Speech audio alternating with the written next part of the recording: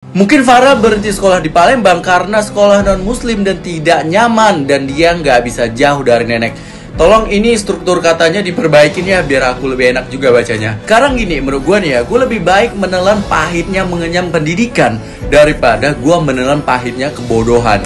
Nih lu pada percaya nggak? Gue dulu pernah mau dimasukin ke sekolah swasta Katolik yang ada di kota Medan. Dan bisa bilang sekolah itu memang jauh lebih baik daripada sekolah-sekolah negeri. Walaupun pada akhirnya aku masuk di salah satu sekolah negeri favorit lah di kota Medan. Dan aku ngomong pahit-pahit aja nih ya, berdasarkan pengalaman aku sendiri. Selama aku sekolah di negeri itu, guru agamanya makan gaji buta. Setiap kali pelajaran agama, gurunya jarang banget datang. Dan faktanya gue tahu ilmu agama bukan dari sekolah. Gue diajarin ilmu agama dari sebelum TK. Udah ngaji tuh sampai bisa dibilang kayak 1 dekade lah ilmu agama terus. Dulu gue nih ya, setelah pulang sekolah lanjut ngaji atau les bahasa Inggris, les matematika, semua sampai penat otak gue. Dan selama sekolah alhamdulillah gue sering ranking 3 besar, 2 besar gitu ya. Dan pada akhirnya gue keterima tuh jalur undangan PTN di Sumatera Utara. Dan sekarang gue bersumpah suatu saat nanti kalau gue punya anak, gue gak mau masukin anak gue ke sekolah negeri. Karena di sekolah negeri ini anak-anak yang tolol, haho-haho bisa ranking karena mama bapaknya ngasih tas waktu bagi rapot. Jadi bukan alasan. Dan neneknya juga bakal bangga kalau dia jadi anak yang sukses begitu.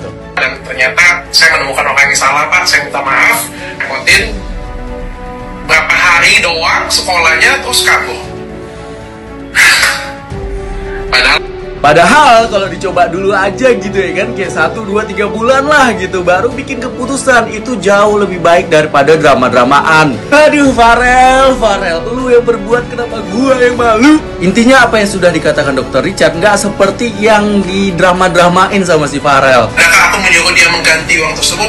Gak ada, dan aku yakin juga dia tidak mampu. Tapi menurut gue kayak gini, kalau aja si Farel ini mau menurunkan egonya sedikit aja, pasti kejadiannya nggak seperti ini. Hidupku adalah pilihanku. Mungkin rezekiku tidak di sini ya. Mungkin kehidupanku bakal menjadi seperti ayahku atau papaku, masuk penjara. Iya Farel, iya hidup lu adalah pilihan lu, tapi jangan sampai pilihan lu menyusahkan orang lain. Kenapa nggak dari awal pilihan lu adalah mundur, jadi nggak menyusahkan Dr. Richard atau siapapun itu. Satu lagi pesan aku, hati-hati sama ucapan, jangan sampai ucapan lu menjadi doa. Oh pilihan lu adalah terus-terusan membuat konten menyedihkan di TikTok, percaya sama aku, nggak bakal bertahan lama. Karena di luar sana masih banyak sekali orang-orang yang lebih susah daripada hidupmu. Ya udah deh Farel, terserah lu dah. Kalau lu memang mau hidup lu berakhir seperti Popo, ya silahkan. Doa gue sih buat orang-orang di luar sana yang gak mampu sekolah karena biaya, semoga dilimpahkan rezeki sama Allah Subhanahu wa Ta'ala. Disuruh ganti dana yang udah dikasih oleh dokter, dan kalau nggak balik dana tersebut bakal dibawa ke hukum. Sejahat itu dunia.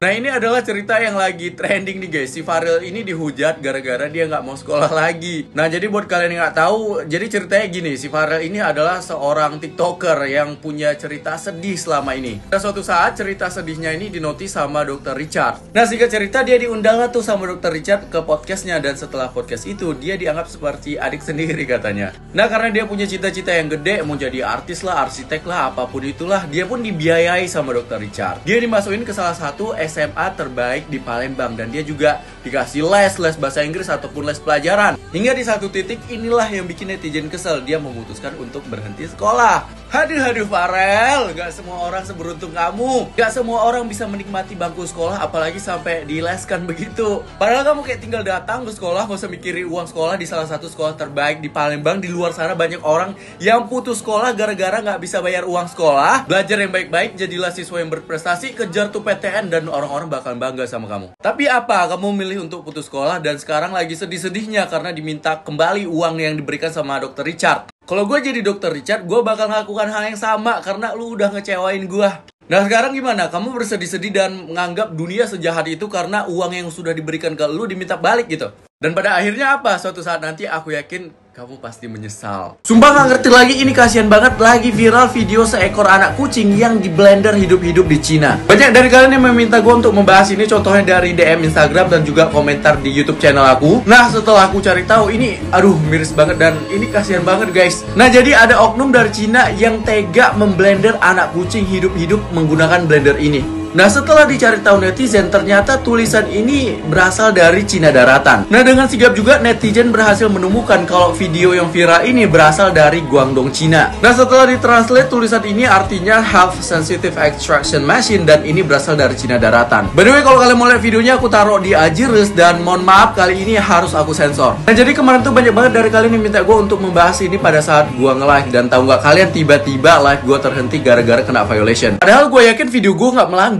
Anyway, I just wanted to say to TikTok teams that this video is not contains any of graphic content. Kalian tahu kan video viral anak kucing yang di blender hidup-hidup? Ini dia tersangkanya, guys. Nah, nama tersangka atau orang sadis ini adalah Su Qihui, dan dia berasal dari Cina. Dia ini seorang food blogger dan katanya dia juga cukup terkenal di sana. Nah, si Su ini mempunyai nama panggung Jack Spicy Strip. Kemudian katanya juga dia mempunyai banyak followers atau fans di Cina. Jujur gue masih nggak ngerti orang seperti apa yang ngefans sama si Su ini. Nah, si Su ini mempunyai sekitar 28k followers di aplikasi Douyin Cina. Jadi Douyin itu adalah aplikasi TikTok Cina, masih satu perusahaan sama TikTok. Gue masih heran orang-orang seperti ini diperbolehkan di sana. Sementara di sini aku nggak blender kucing, malah akun aku di ban. Juga di Amerika, akun aktivis Amerika di ban sama TikTok. Pantes saja Amerika mau nge-ban TikTok karena memang aplikasi ini bersebelah. Nah, menurut informasi yang beredar, si Su ini sudah ditangkap sama kepolisian Cina dan dia dipenjara selama 2 bulan. Nah, gimana ini menurut kalian, guys? Apakah orang ini layak dihukum seperti itu atau mungkin ada hukuman yang pantas?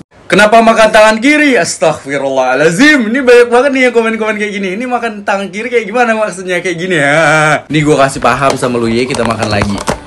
Perhatikan ini. Ini tangan kanan dan yang ini tangan kiri. Gue megang untuk megang piring. Kali ini gue makan telur dadar, ada ayam goreng dan juga pakai nasi hangat. Dan ini pelengkapnya. Ini buat lu pada yang nanya-nanya, "Bang, kapan ready-nya?" Udah ready ya, guys. Ini sambal teri kacang Medan dan juga ini orek tempe kacang teri. Nah, buat kalian yang mau, kalian klik aja akun yang udah gue mention. Di luar sana 100 gram 40.000 kan, ini 200 gram 50.000. Buat pemesan pertama gratis orek tempe 100 gram. Mang enak ya, enak lah. Jadi mang enak ini buatan mbak gue, no micin, no pengawet. Kalian cek aja Shopee-nya, linkin bio atau TikTok shop-nya. Kemudian diuel-uel dulu ya, baru kita makan. Nih kalian lihat lagi, kalian perhatikan. Ini tangan kanan ya, guys. Bismillah. Apalagi minumnya teh hangat kayak gini. Lanjut, guys. Untuk Dr. Richard Lee, gue cuma mau komentar, the best banget, the best, gue suka banget ya. Beliau ini bisa menggali sesuatu yang tertimbun gitu ya. Bayangin, orang jadi tadinya kagak mau minum jadi minum, orang kagak keringetan jadi keringetan gitu ya. tapi gue masih kurang mengerti nih, karena katanya cuman orang-orang yang punya radar aja yang bisa mengetahui kebenarannya. Kalau kalian gimana nih, di kubu perempuan apa kubu laki? Ini kalau kubu laki ini katanya sih yang bisa ngelihatnya cuman orang yang memiliki radar aja, kalau nggak memiliki radar ya enggak. Nah, gue nggak ngerti tuh radar itu kayak gimana. Kalau menurut kalian yang jujur, yang bener tuh yang mana, yang perempuan apa yang laki? Ya kali perempuan minta dicerai, punya laki ganteng, kalau nggak ada sesuatu, ya nggak sih? Tapi nggak tahu juga sih. Tapi perempuannya cantik kok, lucu, nggak ngebosenin gitu loh.